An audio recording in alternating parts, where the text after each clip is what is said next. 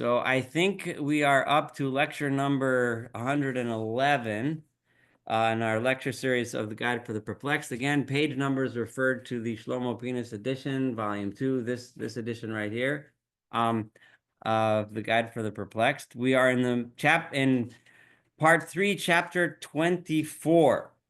And I'll just summarize the first half of the chapter, and I'm going to summarize a little bit of what I read from Kenneth Zieskin's book last time. And basically, the Rambam is discussing the issue of what does it mean when the Torah says that God tests someone out, right? That God does a nisayon. He tests someone out. In other words, he gives him a trial. And the simple reading seems to mean that God will put someone in a difficult, usually painful situation to see how he behaves, to see what he's going to do in order that he can hopefully rise to the occasion and therefore get rewarded for his behavior. And it should be obvious to anyone who's been studying with us until now that that for the Rambam and for the philosophy he's been espousing this entire book, that's a very problematic assertion.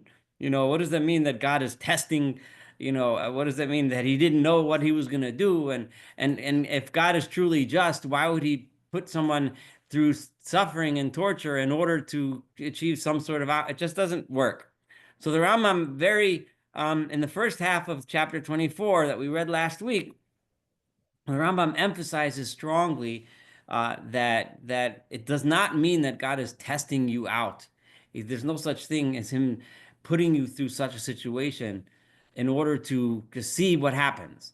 But rather, what God is trying to do is show us a lesson. The story is being told in the Torah in order to teach us something that's important. And when it says that it's a nisayon, it's more of a nace, it's more of a sign as opposed to a test, right? A sign to us to teach us a lesson. And then the Rambam is about to discuss the subject of the most difficult and probably the most prominent test of all, which is the test that Abraham had at the Akedat Yitzchak, the binding of Isaac. And I read to you last time, before I read it, so I'm on page 500, the third paragraph. It starts as for the story of Abraham at the binding. That's where we're going to start. However, before I do that, I wanted to summarize that which I read to you from Kenneth Zieskin, who explains the Rambam's explanation of the story of Akedat Yitzchak. And those of you that either watching now or are with us now or are watching the recording that haven't heard the previous lecture, I very strongly recommend that you go back and listen, because I read it in detail, and I'm just going to say it quickly now. And the real power you get by hearing it in detail. But the bottom line is that Ziskin there reminds us how the Rambam understands the concept of a nevuah, of a prophecy.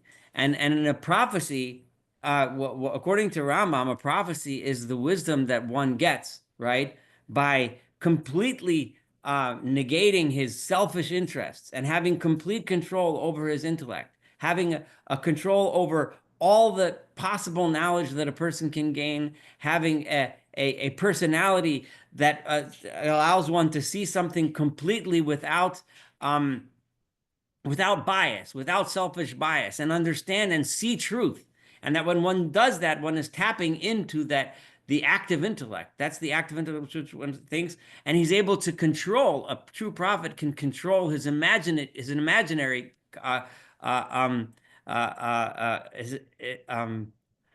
the imaginary part of his cognition, right? Which is so influenced by the physical things that we see, the images that we see, the sights that we see, the smells that we smell, the tastes that we taste, and so on, and the desires that we have, right? But a prophet is able to intellectually come to a conclusion and completely control his imagination so that he's able to create an image that's 100% truth. And when he sees that, that's a prophet. So according to Rambam, when Abraham was presented with the vision, right, that idea that devotion to God is so complete, his love and his for God is so complete that he saw in prophecy something that seemed to be so completely true to him, which was the idea that he should sacrifice the thing that's the most dear to him. And Abraham came to that conclusion. And then when he arrived at Har Moriah, when he got to that point, that same prophetic ability, Abraham was able to rise to a level even higher and see that there's a limit. That yes, the devotion to God is limitless, but it's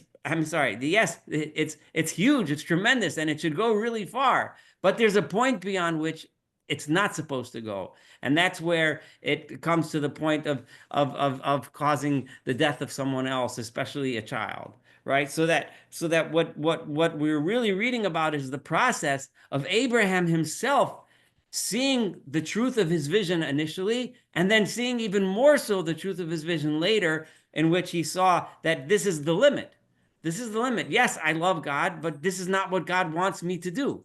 The love of God has no limits, right? But the things that the love of God calls upon me to do does have limits. Now, I'm now going to read. I read Kenneth Easkin because he is bringing other pieces of the Rambam together in order to understand this part. Here, I'm going to read what the Rambam says. So I'm going to start from, like I said, chapter 500 till the end of this chapter.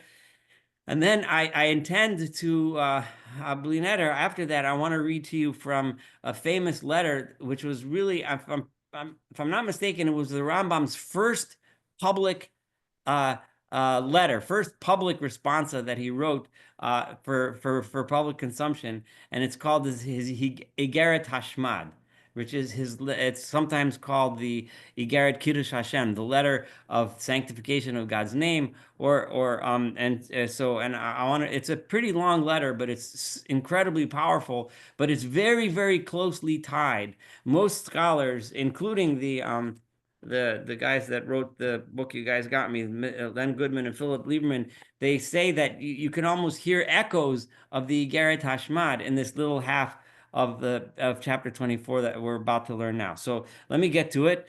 So as for the story of Abraham at the binding, it contains two great notions that are fundamental principles of the law. One of these notions consists in our being informed of the limit of love for God, may he be exalted, and fear of him. That is, up to what limit they must reach. In other words, right, what we learn from hearing and learning from Abraham, from Avram Avinu's visions and Avram Avinu's nevuah and his prophecies here, what we learn is where it ends, right? We see from here that love of God goes up to a point, but there are things that you're not supposed to do for the love of God. For in this story, he was ordered, but because what was the emotional process that Avram Avinu went through? He was ordered to do something that bears no comparison either with sacrifice of property or sacrifice of life, right? Specifically, it was chosen that he should have a prophecy that tells him to do something that can't be explained in any way, right? It can't be explained by saying a person should be willing to give up his property or to give up his own life. We asked him to give up his son's life, right? Which is something that you can't logically explain in any way. The only reason why somebody can possibly rationalize such a thing is because of a love of God that has no limits, right? In truth, it is the most extraordinary thing that could happen in the world. Such a thing that one could not imagine that human nature is capable of it.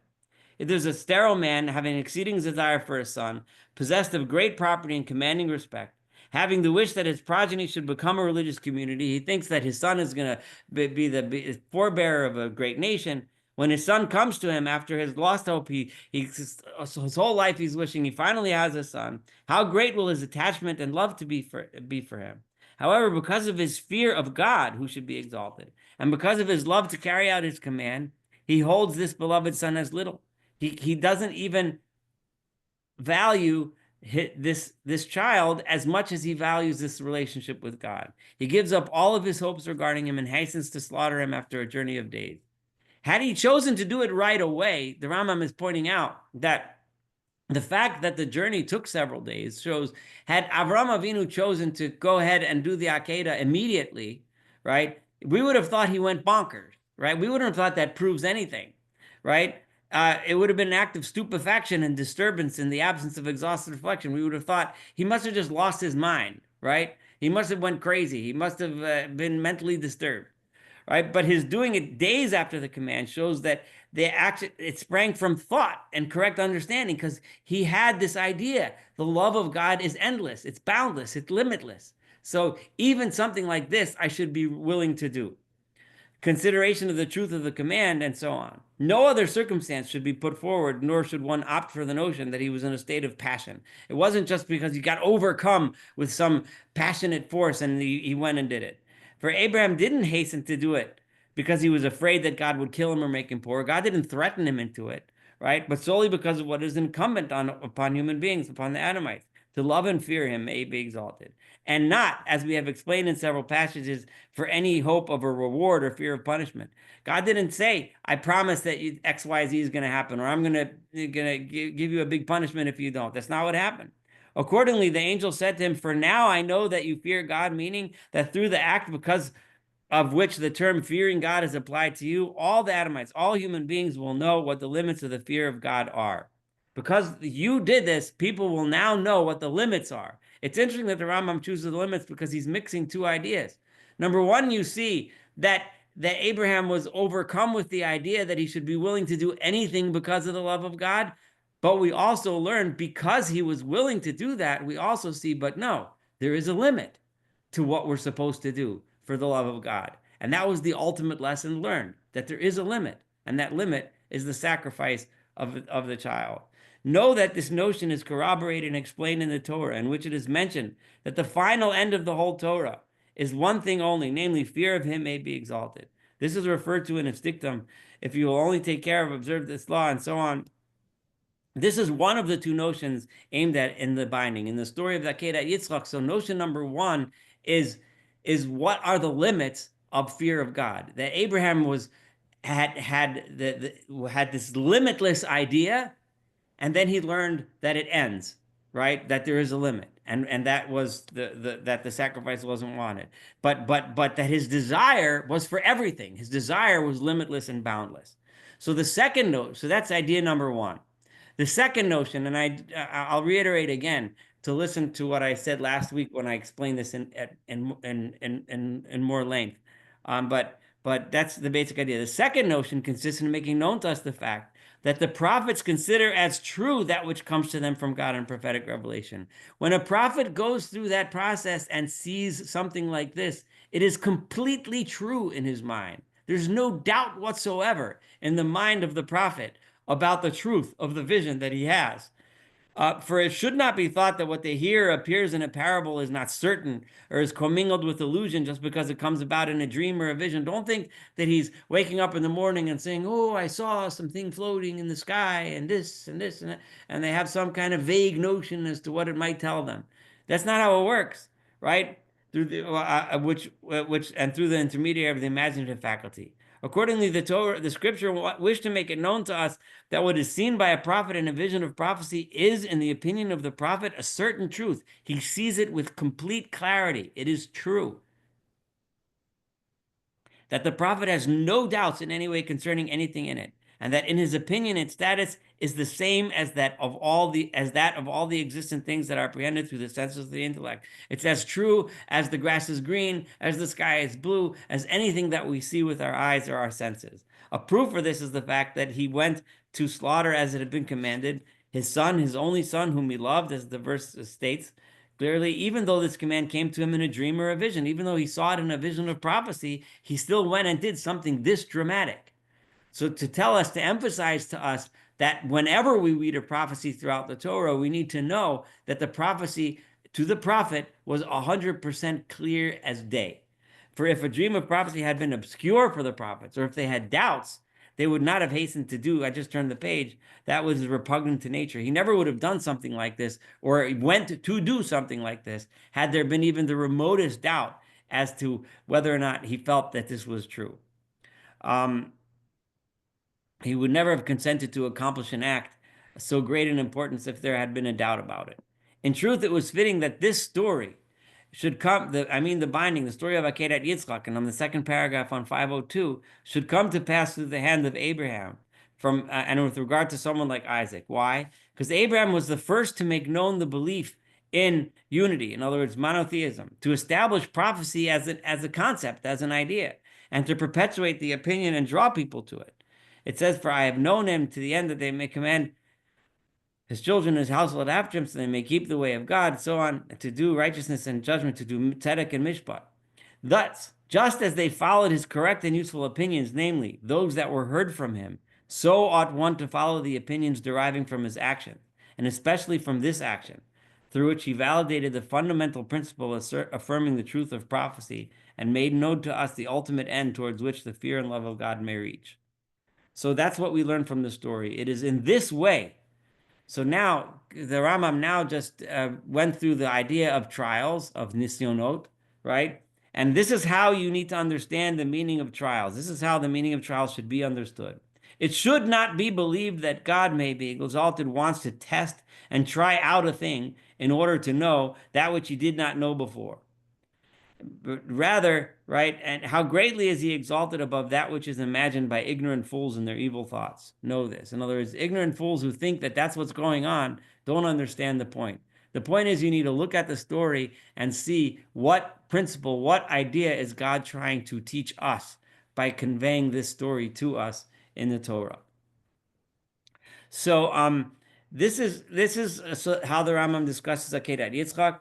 I want to now. I'm going to go off of the guide for the perplexed for the rest of tonight. I'm going to go to a different letter from the Rambam, and it's a little long. I'm probably going to skip a little here and there, but it is like I said. So the Rambam, as we mentioned a couple times from his biographical story, right? If we remember, his family when he was a young man or a boy. I see a hand raised. Go ahead. Could you correct my recollection? As I recall, the angel intervenes. It's not as if Abraham says, "Oh, yes, but remember, what does Rambam say an angel is? See, that's one of the details you got to listen to last week's. Okay. It's okay. I'm not criticizing you. No, I didn't hear. Well, but a messenger of God, right? Right, but the angel, right, is but according to the Rambam, an angel is how a prophet gets his knowledge, right? In other words, an angel, yes, is what speaks in a prophecy. That angel is the active intellect of Abraham perceiving the message of truth, right? That the Rambam explained that. We did go through that together, but Diskin reminded us of that when we read it last week. Well, let me ask you then Go ahead. related questions. This obviously is not the way usually I've heard it. It's very, very sophisticated. Why would God speak to Moses through the Torah to give such a complex message? Because this has been interpreted that there is no limit to God. And, this is what we're learning, that if God commands you to do this, you're supposed to do it. That's the way, I used to think it meant. There's no limit to love for God. So why are we getting this message from God that's just the reverse? So I'm trying to think how to go about answering that. Maybe I'll hold it on a shelf until I read your earlier. I don't want to keep pushing to last week, but we did discuss this at much more length. Okay. So I do recommend that you check that out. I will do that. Thank you. Okay. So yes. So I have a question. Yes. If prophecy is a clear understanding of something that the prophet interprets and sees it very clearly. So his first vision was that he should show that he is totally in fear and in love of God, and so he's going to sacrifice his son. That was the first clear message that he got. Right. And then he got a totally different clear message that maybe there is a limit in what you can do in terms of your love and fear of God. Mm-hmm. Is there any other place in prophecy where this has occurred, where a prophet has had two clear visions that were in opposition? Or is this something? So I'm not sure. See, I hear what you're saying. It's a very good question, but I think I think I can't think offhand of an example. There may be, but it doesn't come to mind right away. However, I'm not sure that they're really in opposition. I think it was a, I think both lessons are still true. In other words, the what we're willing to do because of our love and fear of God is limitless, right? How, no, no, I'm sorry. That's not the right way of saying it. I mean to say our love and fear of God is limitless, right? What the actions that we are supposed to take in order to demonstrate that love have limits and bounds. And that's really the lesson of the story, right? So yes, what Rambam is saying is uh, God, the Torah is choosing us an example, chose to put, to give us an example of Abraham willing to do something that would teach us the limitless nature of our love and fear of God, right? However, the boundaries are the actions that we can or should take, right?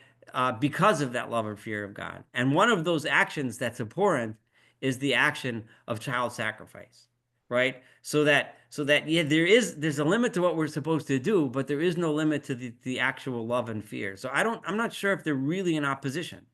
I think I they're see. So basically, maybe he's just over time thinking it out and clarifying it. Is that a way to look at Yes, it? yes, I do. I do think so.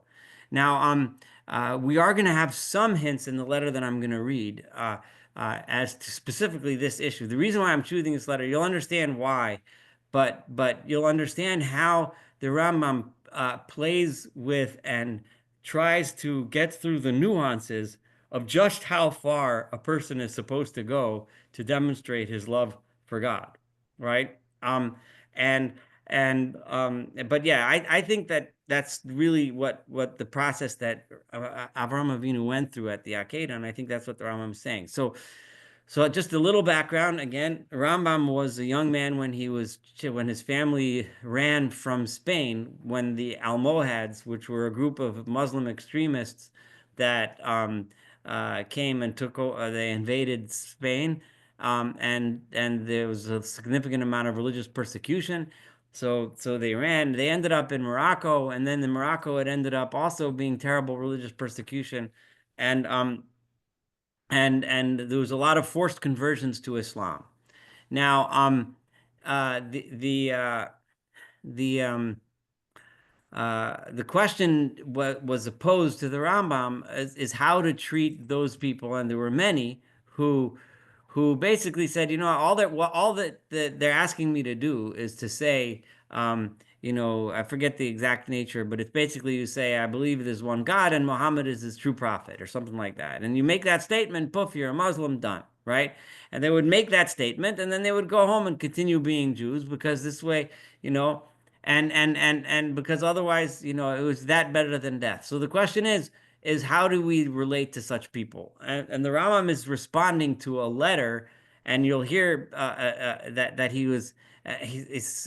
It's funny because the way he attacks this rabbi and what he writes. But this rabbi basically well, let the Rambam say it. Let's read it inside. So the Rambam was just, needless to say, extremely upset with what this person wrote, and there's so much in here that's relevant to the way people talk today as well. And here we go. So thus says Moses, the son of Maimon, the judge, the Sephardi, right? Even though he was living in Cairo, he called himself the Sephardi because he came from Spain. He still considered himself a Spaniard. A contemporary of ours addressed a question concerning. I'm reading an English translation that was published in a Tradition, which is a journal. It was published in the 1970s. This English translation of the letter. A contemporary of ours addressed a question concerning the tragic problem of apostasy to a pseudo scholar who lived in a community which, unlike most other places, was spared the affliction of apostasy. May the Almighty uproot it. In other words, Rambam is pointing out that the rabbi who wrote this letter, which was very critical of those who apostatized, who did say the Muslim confession, right, had never himself experienced this kind of. He was lucky enough to be in an area that didn't get attacked by the extremist Muslims. So it involved some Jews who, under compulsion, had to confess the authenticity of Muhammad as God's messenger and as a true prophet. They were given one of two choices, either to accept the Mohammedan confession and spare their children from falling into the hands of their oppressors, or refuse to pronounce the Islamic formula and suffer martyrdom, a fate presumably prescribed by the laws of Moses. Presumably, in other words, that the Torah, it was assumed, tells us that we have to not take the confession and give our lives for it, right? That's what, right, presumably prescribed, okay? So the dilemma was compounded by the apprehension that the bearing of witness to the Islamic faith might ultimately lead to the undermining of the entire corpus of Jewish precepts. The consultant responded in a most derisive and distasteful manner, stylistically and contextually. The arguments projected by him were without foundation even for the unenlightened. At first, I was tempted to reproduce the entire text, despite its length, misrepresentation, and confusion, were it not for the fact that I was solicitous of human speech, which the Almighty has told us, who hath given speech to man, is it not I, the Lord? I'm going to skip a little bit, but basically he says, keeping in mind excessive verbiage often beclouds relevant content. So he didn't want to waste his time reprinting this guy's entire letter. Clearly, because we are grounded in this matter and find it hard to tolerate the ignorance of this man, we have selected just a part of his response, omitting the extraneous material. And remember, Rambam was writing this before he had achieved the status of the Rambam. This was his first public letter, okay? Just bear that in mind when we read this. If it's not his first, it's one of his first. I don't know, there may have been a few others, but it was very early in his career. Consider, for instance, his statement to the effect that he who utters the formula of Mohammedan confession, it is accounted unto him as if he denied the Lord, the God of Israel. He supports his conclusion by citing the rabbinic admonition that one who admits to idol worship, it is as if he denied the whole Torah. But if he fails to distinguish between one who confesses to idol worship without compulsion, as Jeroboam and his followers did, and another who is coerced at the point of a sword into uttering an empty formula referring to that impostor as a prophet, right? So how could you compare somebody who the statement that he said, if you admit to idol worship, it's denying the Torah, is talking about someone who actually goes and worships idols, not someone who has a sword to his head or to his neck and then says some stupid comment about some imposter being a prophet, right? To be sure, I was reluctant at first to controvert his statement until I became aware of the entire response. In other words, I didn't even want to say anything at first. I thought it was so bad. In keeping, with the admonition of the wise author, and when I probed, I'm skipping a few lines, when I probed further into the text, I discovered the following, that he who utters this formula, even if he fulfills the whole Torah in secret and in public, must be considered a pagan, right? So the Rambam is saying that the Rambam is quoting this guy as saying that a person that under the threat of life, right, says a stupid statement about Muhammad, all of a sudden everything else he does in Torah is worthless.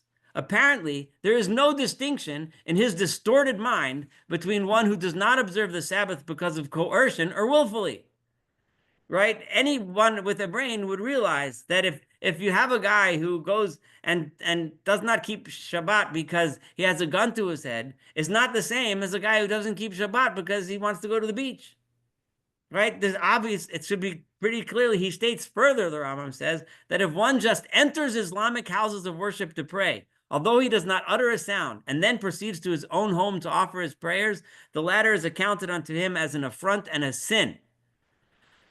Again, he makes no distinction between one who prostrated himself before idols and temples as an act of apostasy in order to contaminate God's holy place and profane his sacred name, or one who enters such places under compulsion with the intention to extol God's name and not to make a single pronouncement contrary to his religious beliefs. He moreover maintains that a forced Mohammedan confession brands him as a wicked person, and the Torah disqualifies him as a witness, as we read it so on. After reading his reviling, blasphemous, and long harangue reflecting his ignorance and folly, and this is where the line, there's a lot that I'm going to read to you, but he's about to say something that directly relates to the subject of tonight. I was still hesitant to initiate a confrontation with him. I still, in the drama saying, I still was going to just throw his thing in the garbage and go on with my life and not say anything until I read his final words, right? In keeping with Solomon's exhortations, better is the tov achris davar mereshiso, right? Better is the end of a thing than the beginning. And alas, I came across the following startling concluding remarks. And he, quote, heretics and Christians would rather submit to death than accept the Islamic doctrines. Now, I'm going to read the Rambam's words in a minute, but think for a moment what the implications, well, you know what, let's see what the Rambam says. When I pondered the implication of this statement, I was shocked with amazement and exclaimed, is there no God in Israel? Suppose the practice of heathen worshippers entailed the sacrifice of children as burnt offerings. Should we therefore emulate them and act likewise in the service of our God? Like, what in the world, what I'm going to paraphrase the Rambam, what in the world is this guy saying?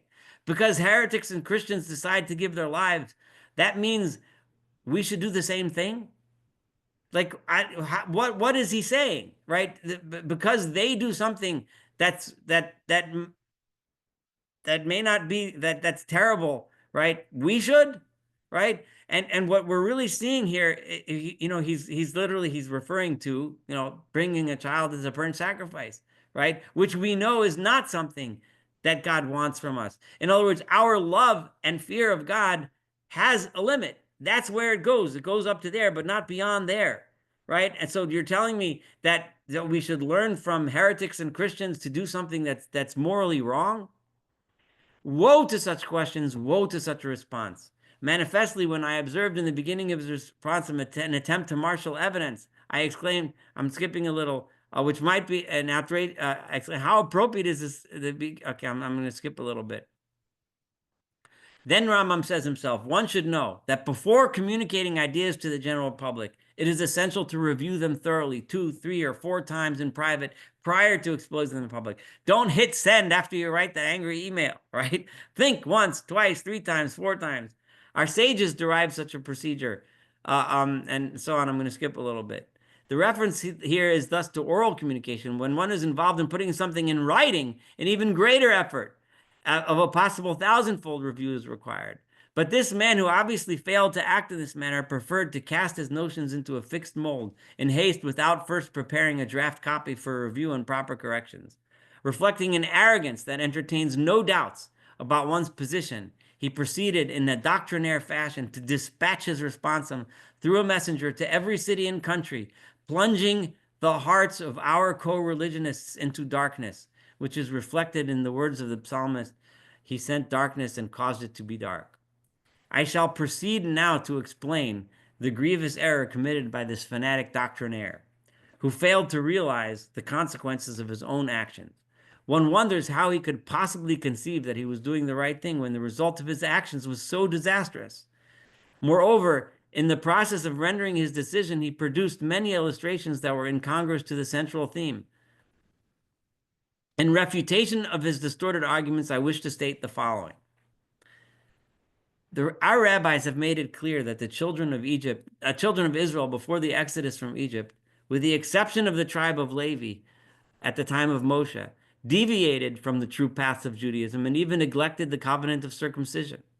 I'm going to skip a little bit, right? Thus,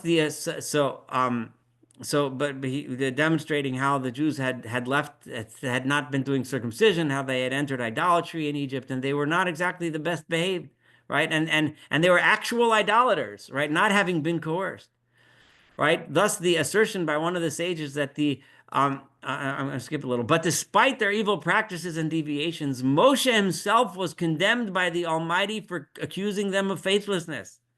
When he said, behold, they will not believe in me, he was admonished. Moses, there are believers, and they are believers and the children of believers. But, all right, as it is written, and the people believed. And with regard to being the children of believers, we read, and he believed. But as far as Moshe was concerned, it turned out that in the end, he was the unbeliever. As we find, because you have not believed in me to sanctify me, he was subsequently punished. In keeping with the rabbinic dictum, one who accuses the innocent is subject to personal punishment, as the case with Moses. So Rambam is saying the people of Israel were actual idol worshippers. But nonetheless, when Moshe criticized them, the result was Moshe himself getting punished for that very same sin. You can hear what Rambam, how angry he is at this person for tearing apart thousands and thousands of Jews that went through such terrible suffering, and they went ahead and muttered under the threat of their lives. They muttered a formula saying that Muhammad is a prophet. All of a sudden, nothing they do is worthwhile. All of a sudden, all they are is worth, it's just criticism. He brings a similar story from Eliyahu. I'm going to, just for the sake of time, I'm going to skip through it. He talks about Yeshayahu when he mentions that there's sinful nation, then Yeshayahu gets punished, and Yoshua, and so on. He goes through a whole bunch, Yeshua ben Yotzadak and Zechariah in the book of Zechariah. So now, if such punishment was meted out to the great pillars of Judaism like Moshe, Eliyahu, Yeshayahu, because they maligned the people of Israel, we imagine the penalty awaiting an ordinary, insignificant simpleton who with a loose tongue dared to assail whole communities, their scholars, their disciples, priests and Levites, calling them transgressors, wicked men, heathens unfit to bear witness, and deniers of the Lord of Israel. How much more severe his punishment will be considering he stated those accusations in writing with his own hands. For alas, the oppressed did not rebel against God because of a relentless pursuit of a high position or evil passions, and so on, right? So I'm skipping a little more. And then he brings stories from Chazal, from Rabbi Meir and Rabbi Eliezer, also saying the same idea, that that they were punished for and that they had done actions which made it look like they might be admitting to idolatry to get out of difficult situations. I'm going to skip a little just for the sake of time. Furthermore, the vicissitudes visited upon Israel at the time of the wicked Nebuchadnezzar are well known. I'm thinking I'm just skipping a little bit. He mentions the time of Hanukkah. Had we not agreed at the outset not to reproduce the entire exposition of this indiscreet chatter, I would have presented his text in full for your information. How can one be so ignorant of his own deficiencies and articulate such words or write a response which is utterly irrelevant? I'm skipping a little. He mentioned here, he further states that the Mohammedans have a pagan altar in Mecca and in other places, as if someone inquired of him whether it is permissible to celebrate a festival in Mecca. In other words, who cares what they do in Mecca? They didn't ask these Jews to go to Mecca. They asked them to say something. His assertion that Muhammad was responsible for the extermination of 24,000 Jews is likewise astonishing. Inasmuch as no one asked him whether Muhammad merited a share in the world to come, no one asked you whether Muhammad was a tzaddik. No, so he wasn't a tzaddik. He was a terrible guy, and he caused the death of thousands of Jews. But that wasn't the question you were asked. So he goes on. And God is my witness, and that is sufficient for me, that if he who had uttered these reproaches against us had uttered many more, we should, wait, I'm skipping a little more. Had he, you get the idea. I shall now I'm at his third section, proceed to point out further the errors of this man's confusion. The Bible describes Achav ben Omri as a denier of God and a worshiper of idols. But nonetheless, when he fasted for 2.5 hours, right, our rabbis tell us the severe decree against him was annulled. In other words, even a person who's a true idolater, if they do something right, they deserve credit for it. And he mentions the same thing from Eglon and Esav. He brings proofs. And now, if those infamous atheists were rewarded by God for the performance of just a minor good deed, how can we say that the Lord will not recompense the children of Israel, who, while they dwell in a forced pseudo-apostasy, practice the mitzvot in secret? It is apparent. I'm skipping another criticism of this guy. I decided to divide my comments in regards to this matter into 5 categories.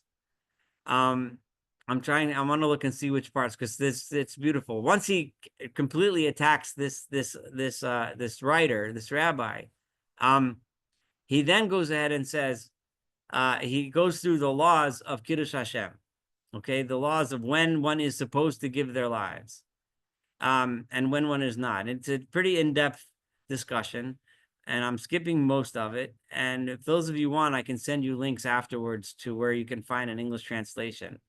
But give me 1 minute here. I want to just pick just a couple things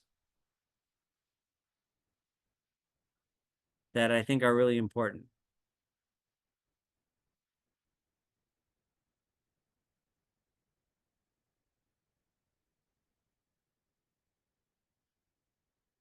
I'm going to kind of skip all the way to the end.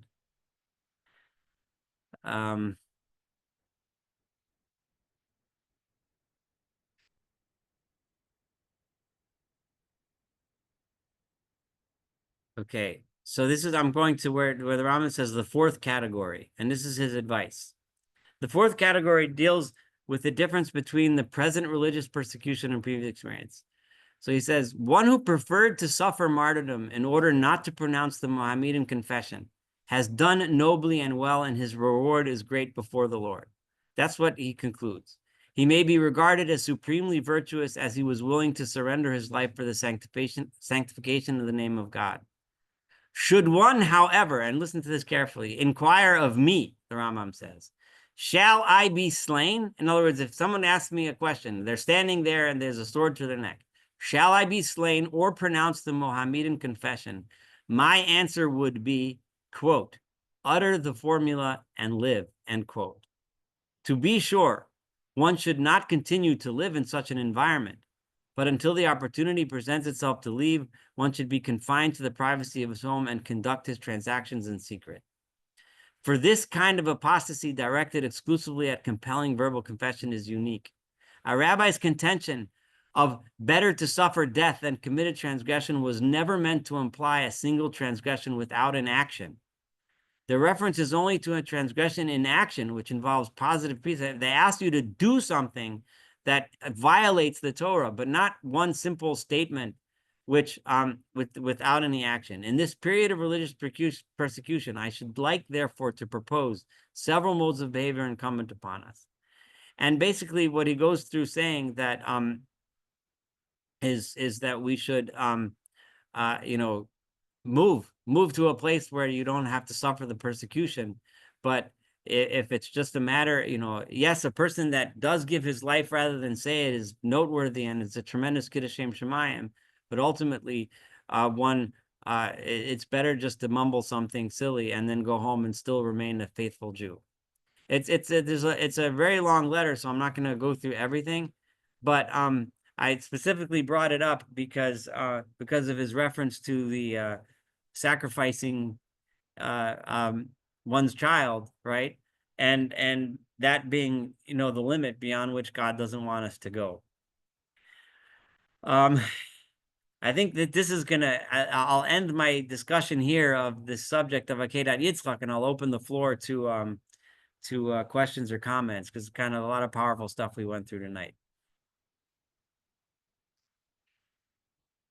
Yes, Yosef, go ahead. I just wanted to say that that last point about Dibur, as far as I know, the only two things that we are punished for using our mouth as lo tachsom, shor b'dishor, right? That you and kilaim, right? Kilei be'ema, the same idea that you're telling the animal to move, to go, and but there was something else related to it. Anyway, there's only two that I remember that we are for speech. Yeah, and but Maimonides lived in a time where I guess it was before America, but there is no safe place for Jews today unless you go to the jungle where they're not going to force you to do anything, but they might eat you.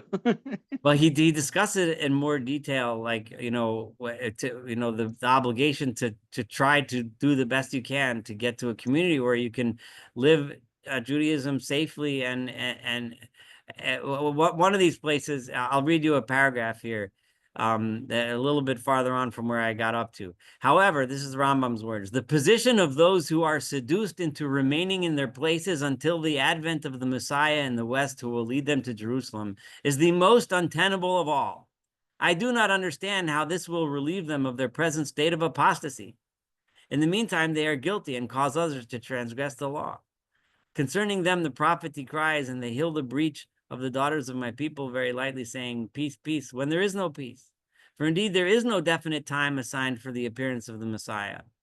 And no one can state with any assurance whether his coming will be in the near future or at some remote period. So if you decide, I'm going to stay here because Mashiach is coming soon and he'll get me out, that doesn't work. If you have a better place to go, go. You have no excuse. And it's reflected in Rambam's own choice for how he lived his own life. You know, it's pretty clear that the Rambam had to live as in public as a Muslim for a period of time in Morocco before he was able to escape. And the moment he was able to escape, he did. You know, and he ended up. They went various places, but they went to the land of Israel, but it wasn't safe there, and they ended up going to Cairo. You know, and that's where he was able to practice a Jewish life.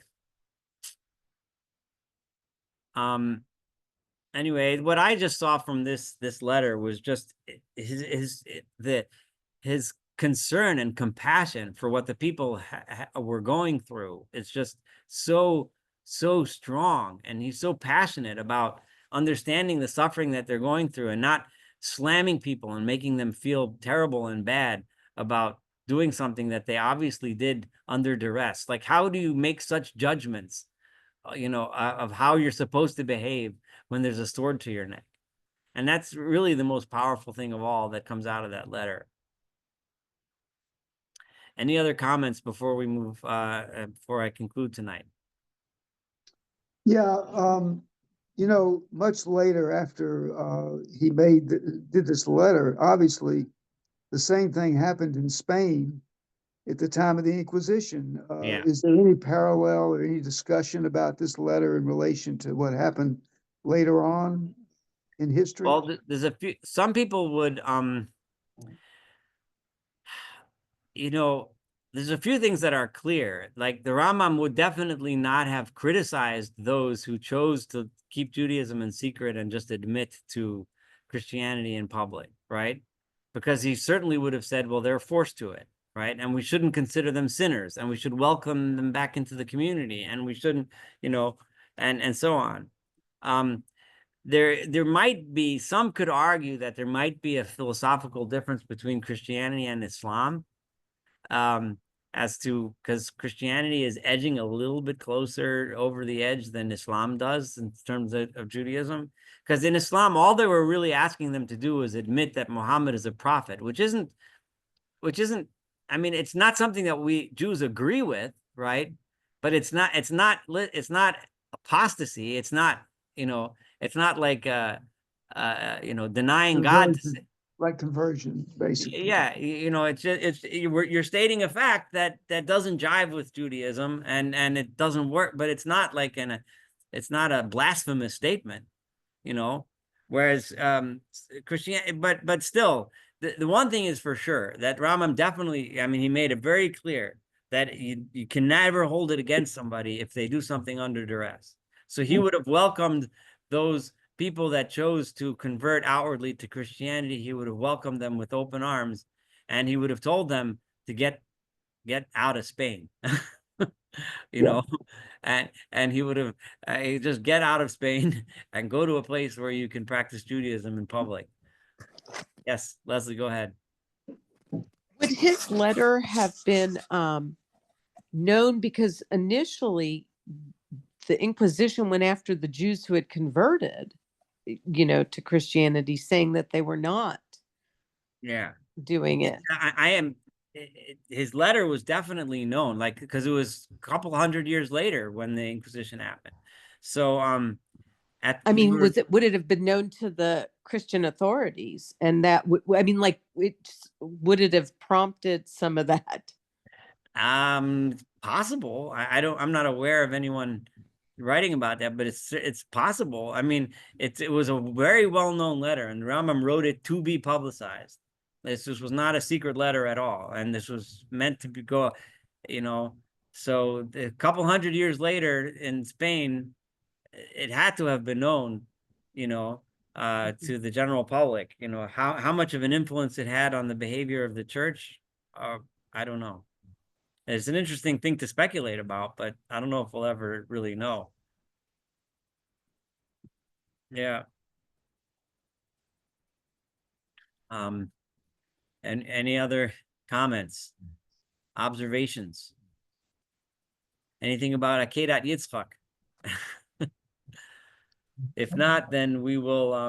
Can I have one? Go ahead. Yes. The Kol Nidre prayer that we say on Rosh Hashanah, Yom Kippur. I mean, that goes back to the Inquisition period. So the Christians wanted to have a basis for saying, don't trust what the Jews say, or Right. they're trying to convert, they're all liars. I mean, wouldn't that be a better source, a more direct source for the Inquisition than this letter? That sounds like it. Yeah, I think, yeah, that's more direct. That, you know, the part of one of the Rambam's arguments that I skipped through because there was a lot in there, was he said that even the people that putting the sword to your neck know that you don't mean it when you say it, right? They know you're saying it just because it's a bunch of baloney. It's all just an act, right? They're doing it. They're a power trip, you know. They want to show, oh, he said it, you know, but they know that you don't mean it, you know. No, everyone knows you don't mean it. If you put a sword to someone, I can say anything, you know. It doesn't mean nothing.